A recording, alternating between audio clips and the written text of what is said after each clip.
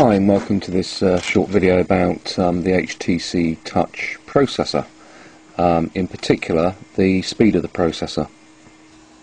One of the downsides of the HTC Touch, depending on what your needs are, is that the processor is very slow, and you can see on the device information that the speed of the processor here is only 201 megahertz. A lot of modern pocket PCs will be running at 400 or 500 megahertz, so on that basis this is a particularly slow device. Now that has an upside and a downside. The upside is that a slow processor means it's going to be very efficient on the battery, it's not going to be pulling much current.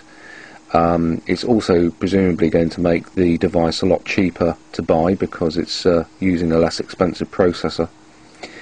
On the downside, of course, is that it can be very slow to use, simple as that. Some applications will take quite a while to open. That said, I've yet to find a piece of software that won't work on this machine. I run TomTom and lots of other fairly resource-hungry applications, and they work very, very nicely. But sometimes you do need an extra bit of speed above 201 megahertz, so we can have a look at one way in which you can deal with that, but with a cautionary message. I want to show you a program called Battery Status, and here it is installed on this device. Battery Status is an application which has a Today plugin, which I'll show you in a minute, which gives you information about the device, including the battery status, funnily enough. But the one thing I want to show you on this piece of software is this tab here, OMAP. Let's just click on that. And what this does is it allows you to overclock the speed of your processor.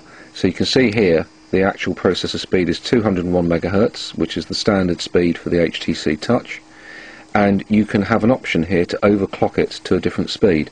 If I actually press on this drop down box, you'll see that there's a selection there of different processor speeds. Now in my experience it will not go above 286 megahertz. If you try to go above 286 megahertz, it crashes the machine. It does in my case. I think the simple answer to it is that you keep the overclocking as low as possible. Now there needs to be a word of warning here. If you use overclocking software like this, then basically what you're doing is making the processor run faster than it is designed to run.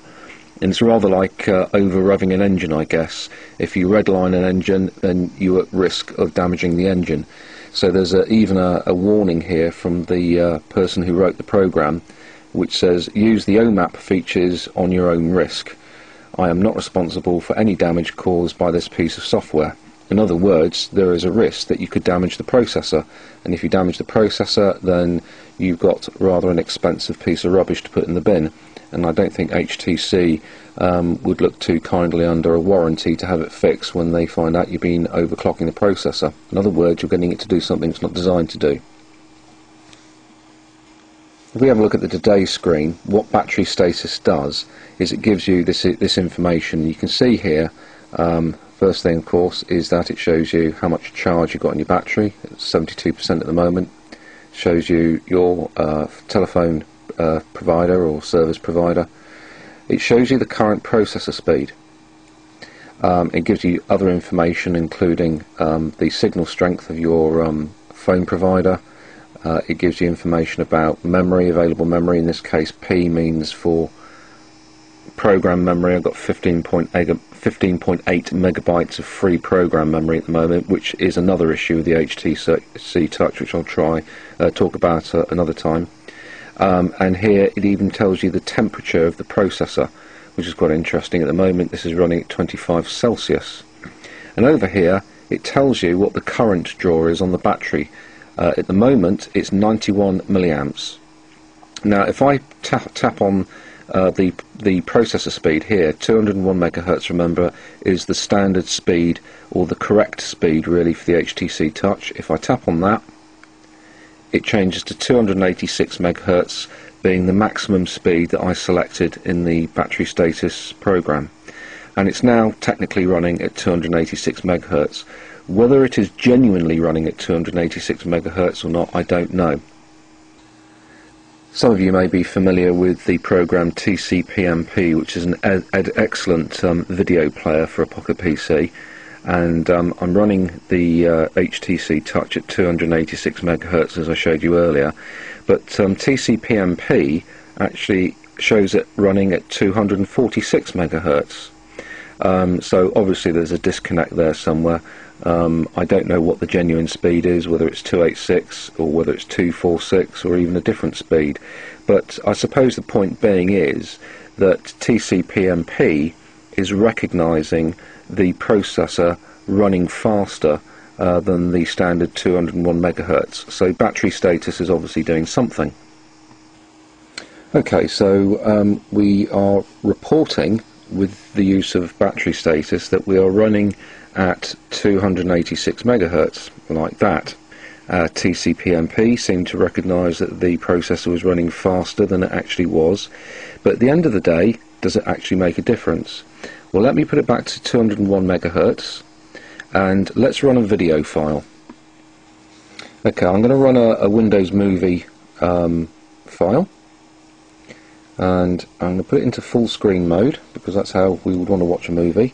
And can you see how jerky that is? Very, very jerky. That's the Warner Brothers startup logo, but you can see how jerky that was. So let's stop it. Okay, so what I'm going to do now is I'm going to put it to 286 megahertz, and I'm going to run the same video file again. Okay, let's run this file again in full screen. Now look at it, much smoother. That is definitely an improvement. Completely smooth video quality using the 286 megahertz.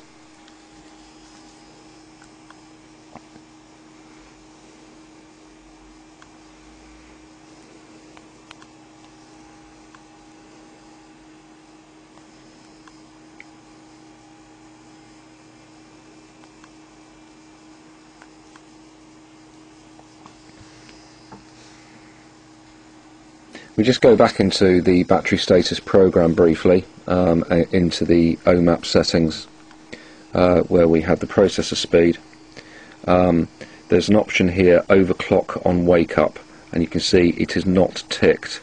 If I tick that and I restart my machine, it will try and restart at that speed, not that speed. Now if you have a problem with running it at a faster speed, then you could get into a situation where your Pocket PC will not reboot because it keeps on crashing on the higher speed. So don't tick that one unless you're absolutely confident that it will always work properly at the speed that you select. So that's a word of warning on that one. Don't forget that warning there from the guy that wrote the software.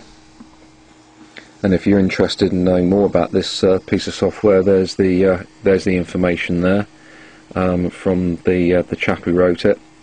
And I think it's very effective. It certainly allows you to use your HTC Touch with a faster processor speed for the odd application where you just need that extra bit of power, as I demonstrated on that video there.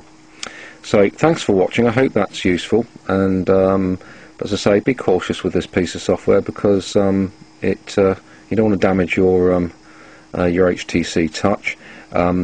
The battery status software works for Pocket PC, so if you've got a different make of Pocket PC, then I guess it will work on that as well. I don't know.